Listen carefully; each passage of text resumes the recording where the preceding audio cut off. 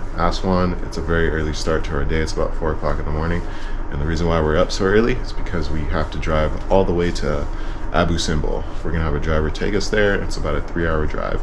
So we actually got to Aswan yesterday and we explored Philae Temple and the Aswan Dam, which I'll throw into this video.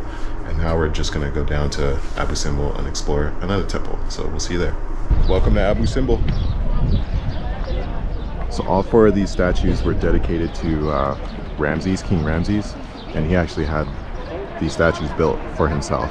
And then as you can see on the bottom near his legs are all of his children and the many queens and wives that he had.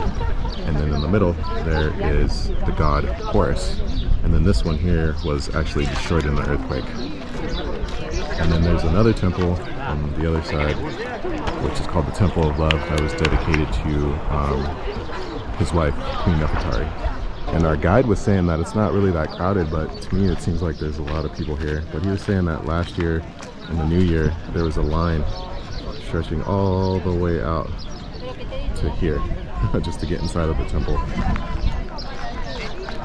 Now we're inside the temple, and I believe all of these were dedicated to Ramses as well.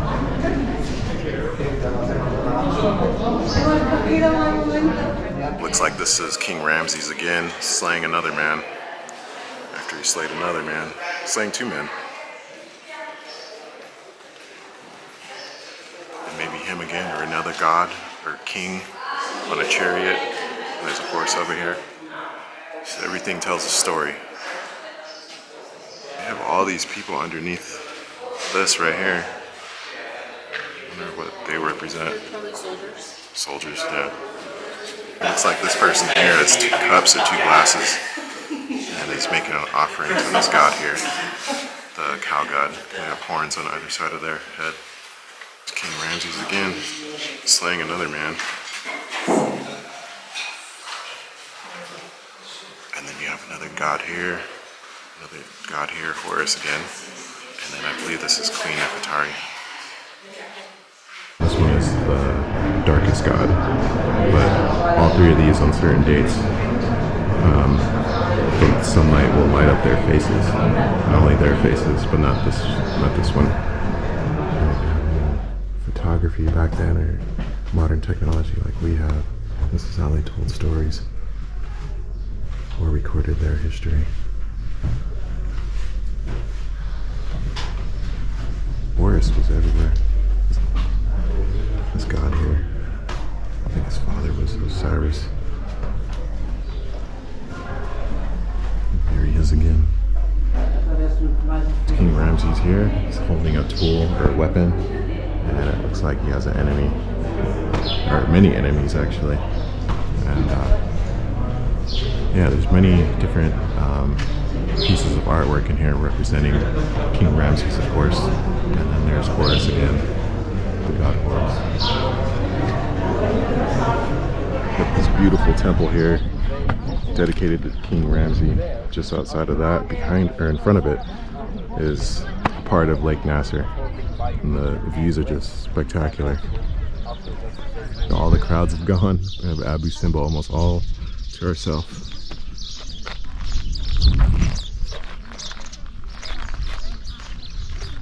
Just a few people here.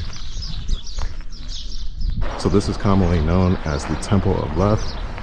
It is dedicated to Queen Nefertari, and then there's King Ramses as well, and they're both the same size, which is very rare. And then on the bottom you can see all of their children. Original site of the temple over here in Lake Nasser, and then they moved it, disassembled it, and then reassembled it, and now it's over here. And here.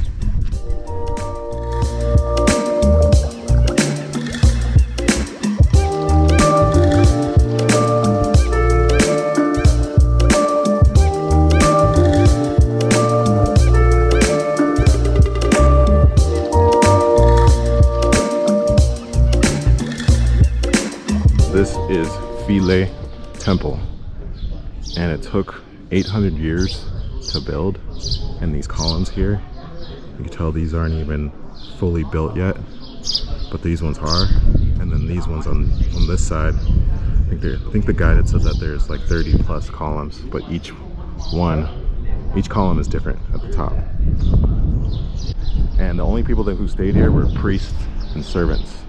The kings and queens did not stay here. They stayed in their palaces. But there's so much history here. It's really rich. And the Christians actually came over here too, and they like defaced some of the artwork here. So we have these hieroglyphics on the wall. And I think the guide was telling us they were deciphered in the 1820s. And then here is Hadrian's Gate.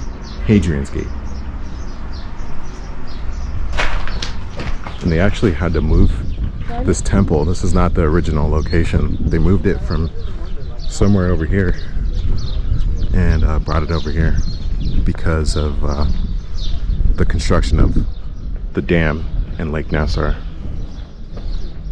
Here's Lake Nasser. We went to the Aswan Dam. Unfortunately, I can't record there due to security concerns, but this is the largest artificial lake in the entire world. This place is incredible. I'm more impressed with this place than the Giza pyramids. Make no mistake, the pyramids are awesome. And if you ever come to Egypt for your first time, definitely go. But this place is, I think it's better. And this is like our first temple. We still have many more to go to.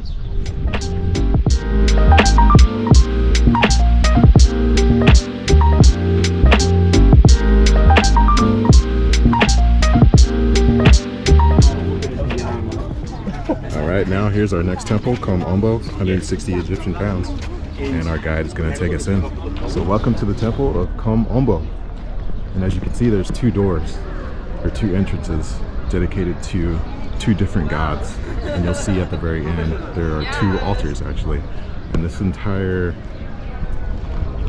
section of the temple was meant for festivals. And you can see there are pillars here that outline the perimeter of this room, or of this section of the temple. And there's still paint on some of these pillars too. And then back in the distance, there's like these mud bricks that surrounded the entire temple. And here you have Horus again, or actually he's right here, Horus again, and then there's another god here. And then I think this is a king, and they're like pouring some sort of like stuff on him. I think it's like the keys of life and eternity, so that he could live forever. And this temple was actually covered. It had a roof, and there's still some color up there too. I wonder if you guys can hear that prayer in the distance, but I think they pray 5 times a day. So anyway, this is the end of the temple, and there's 2 altars here, and then this thing in the middle, but it separates 2 sides of the temple. And yeah, it's pretty fascinating. And they also have a crypt here too, just down there. Here's another piece. It's 2 females on the other side, and as you can see, they have 2 different headpieces, and representative of Upper Egypt and Lower Egypt, because they were at one point divided, but they came together over a certain king brought both Upper and Lower Egypt together, and that's representative by his headpiece, which is both of them combined.